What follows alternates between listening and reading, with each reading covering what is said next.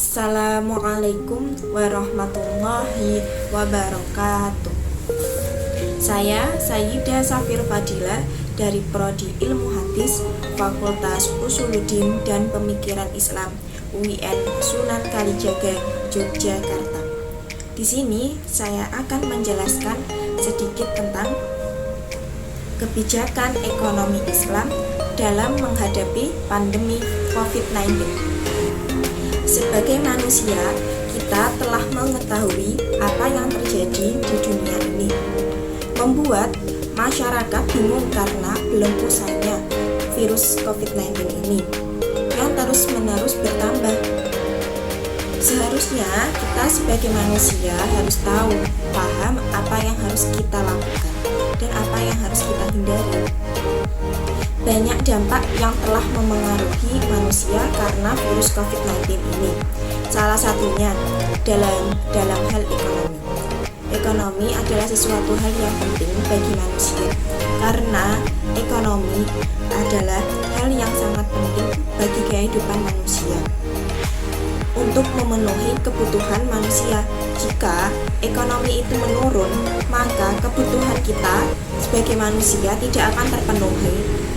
Karena kita sebagai manusia itu banyaknya kebutuhan dalam hal pangan, pekerjaan, tidak hanya makan saja, kita pun memerlukan pakaian yang harus kita gunakan, apapun itu, dan lain-lain. Adanya virus COVID-19 ini berawal mula di Wuhan, salah satu kota di Tiongkok, Cina. Adanya virus ini, Wuhan mendadak terkenal di seluruh dunia. Virus corona ini cepat menyebar dan bersifat menular. Seiring berjalannya waktu, virus itu pun menyebar ke seluruh dunia, yang mulai mengakibatkan ekonomi yang menurun dan memperlambat peningkatan ekonomi di negara-negara. Tidak hanya di Wuhan ataupun di Cina, di negara tersebut merasakan akibat COVID-19. Adanya ekonomi yang menurun, makin banyaknya orang yang kemiskinan, dan lain-lain. Upaya yang dilakukan oleh seluruh dunia untuk mengurangi virus ini adalah dengan cara pertama, physical distancing, atau biasa kita sebut menjaga jarak antara satu orang dengan orang lainnya. Yang kedua, menggunakan masker. Yang ketiga, mencuci tangan lebih sering. Dalam hal ini kita dapat mengurangi karena virus ini bersifat menular. Karena kita harus jaga jarak dengan yang lainnya, menggunakan masker jika keluar rumah, berkontak fisik dengan orang, dan lebih sering bercuci tangan karena kita habis pergi dan setelah memegang apapun itu kita harus bercuci tangan, tetap steril tangan kita. Solusi ekonomi dan keuangan Islam.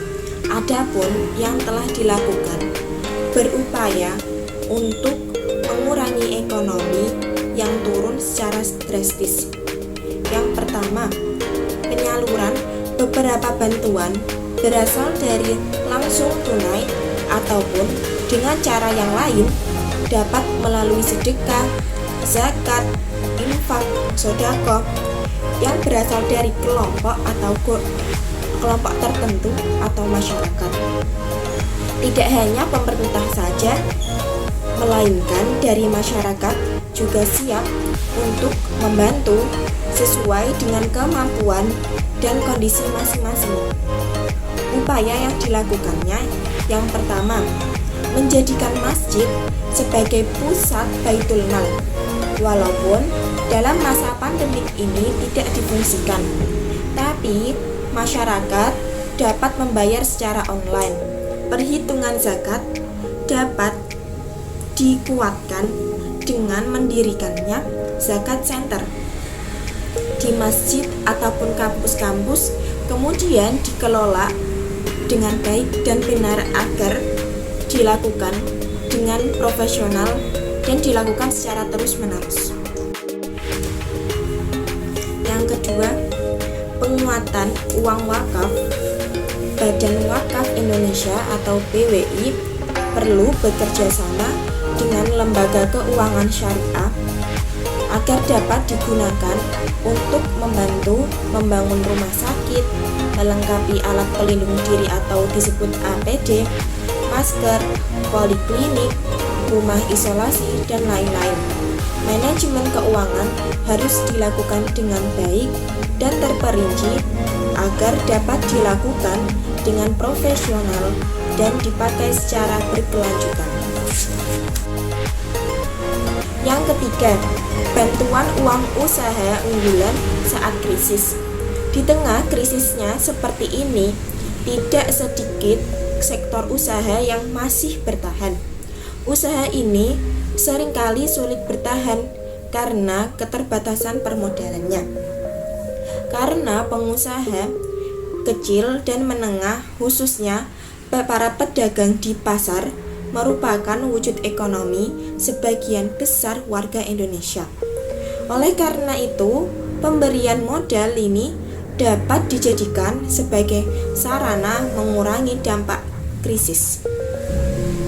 Pemberian modal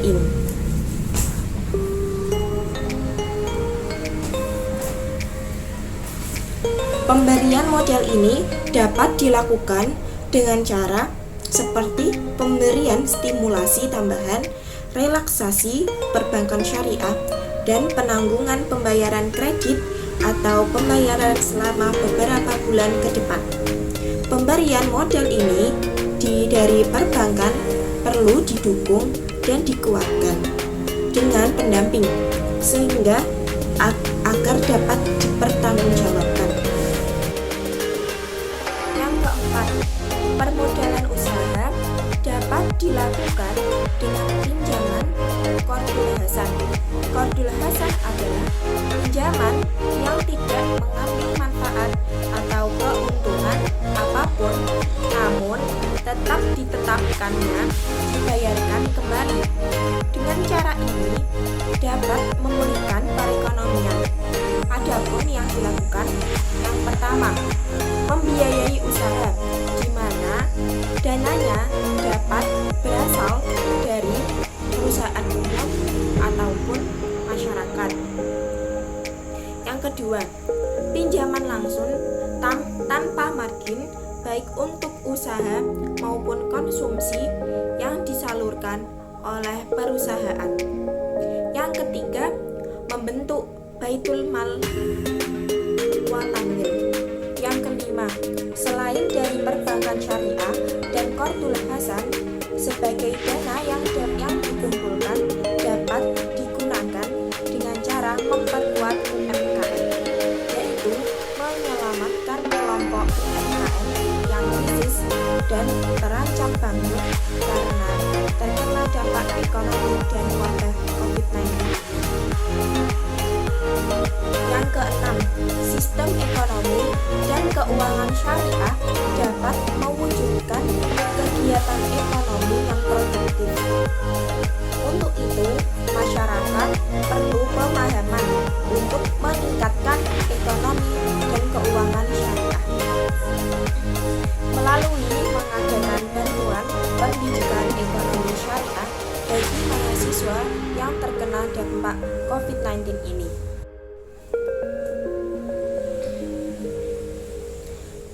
Ketujuh, pengembangan teknologi dalam segi syariah untuk memperlancar hubungan pasar daring atau jual beli online syariah. Dan juga dapat peningkatan pada zakat, infak, sedekah. Saat ini juga perlu untuk memenuhi permintaan dan penawaran dalam negeri maupun luar negeri, khususnya pada masa lockdown. Apalagi terdapat permasalahan pada ekonomi, keuangan, sumber daya manusia, dan teknologi. Perkembangan teknologi di bidang keuangan telah berkembang dan mulai berdampak pada perubahan perilaku manusia dalam transaksi keuangan. Dalam hal ini dapat menjadi solusi bagi permasalahan keuangan.